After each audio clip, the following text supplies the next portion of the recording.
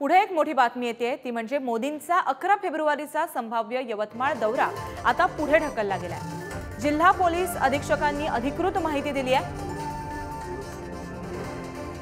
तर याबाबत अधिक माहिती जाणून घ्या आमचे प्रतिनिधी कपिल यांच्याकडून। कपिल, नरेंद्र मोदींचा यवतमाळ दौरा जो आहे तो पुढे ढकलण्यात आलाय असं समजतंय, काय या मागची कारण आहे? यवतमाळ जिल्ह्यामध्ये प्रधानमंत्री नरेंद्र मोदी येणार होते, त्याचा संभाव्य दौरा जो आहे त्या अनुषंगाने प्रशासनाने तयारी केली होती। त्यात महिला बचत गटाचा कार्यक्रम होता, त्या कार्यक्रमाला प्रधानमंत्री येणार होते। त्या कार्यक्रमासाठी जागेची पाहणी झाली होती। प्रशासन त्या दृष्टीने बैठका घेऊन कार्यक्रमाचे नियोजन करत होतं, मात्र काही तांत्रिक कारणामुळे तो दौरा पुढे ढकलण्यात आल्याची माहिती मिळते। कपिल, तांत्रिक कारणामुळे हा जो दौरा आहे तो पुढे ढकलण्यात आलाय, याकडे आपलं लक्ष असेल। धन्यवाद तुम्ही दिलेल्या माहितीसाठी।